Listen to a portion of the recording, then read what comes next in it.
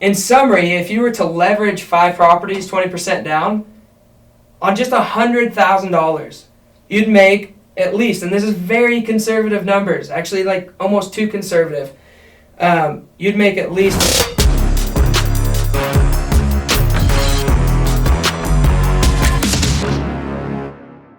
Alrighty, so we're back. We kind of took a little break to go on and doodle on the board and crunch a couple of numbers. Jordan's going to go into the difference between leverage as opposed to paying cash, and then we're just going to kind of hash out the details there.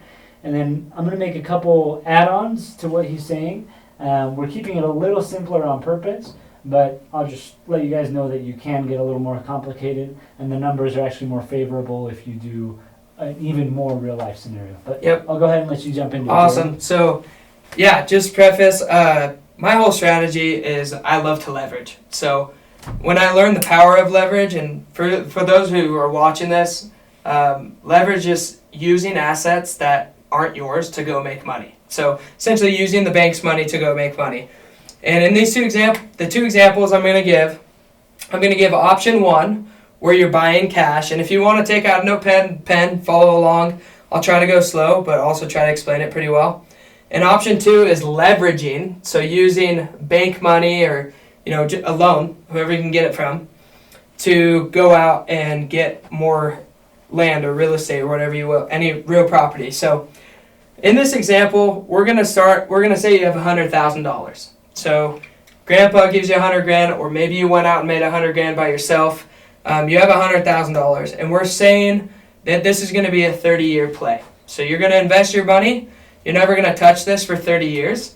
And in 30 years, you have a retirement plan. You're 25 years old, and you wanna go invest some money into real estate. So option 1, with your $100,000, let's say you listen to mom and dad, and there's, don't get yourself in debt.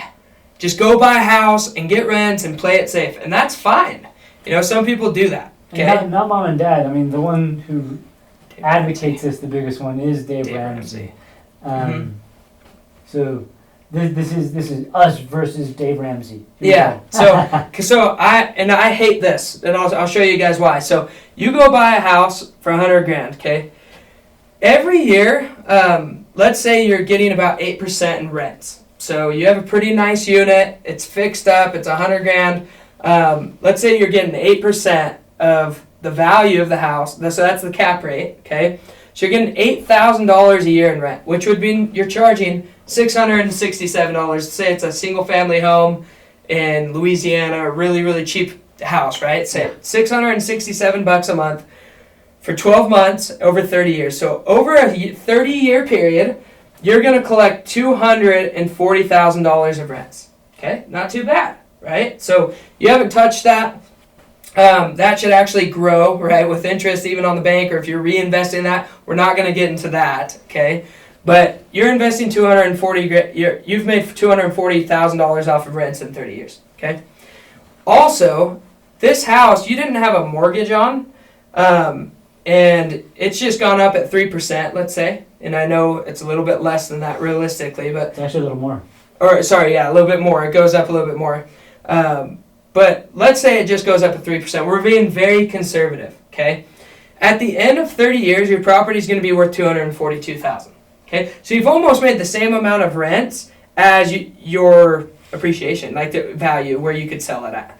So if you add these two together, 242 and 240, you get $482,846.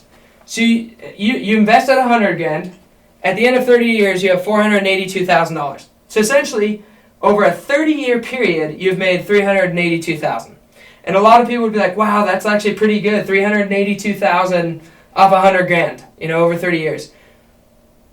But it's not. It's not good at all, actually. So if you leverage, you can actually go out and get 5 houses. Let's say you're getting them to where you can get them for 20% down, okay? So some houses maybe you get 5, or some you get 20%, or some you get 25. But in this case scenario, we're just going to say every house you're getting 20% down. So $20,000 per house, and your mortgage is going to be $80,000.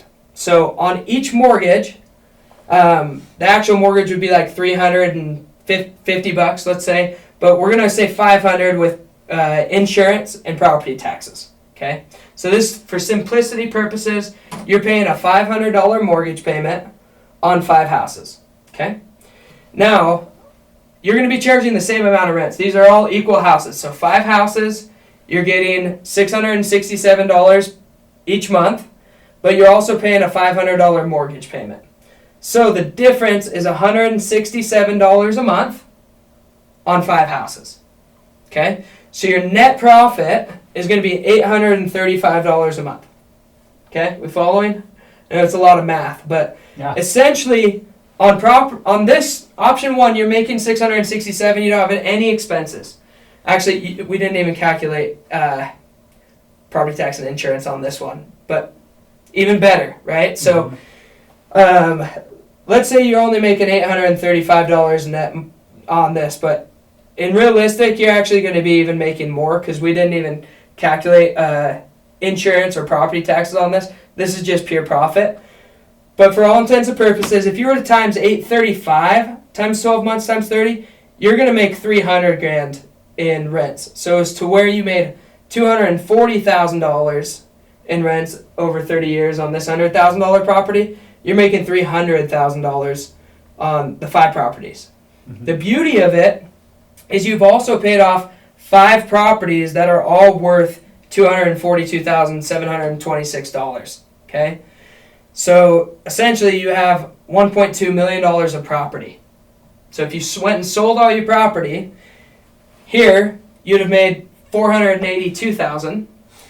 Here you've made the rents plus what the property is worth. So you've made $1.5 million. So in summary, if you were to leverage 5 properties 20% down, on just $100,000, you'd make at least, and this is very conservative numbers, actually like almost too conservative, you'd make at least $1 million more on your investment over a 30-year period.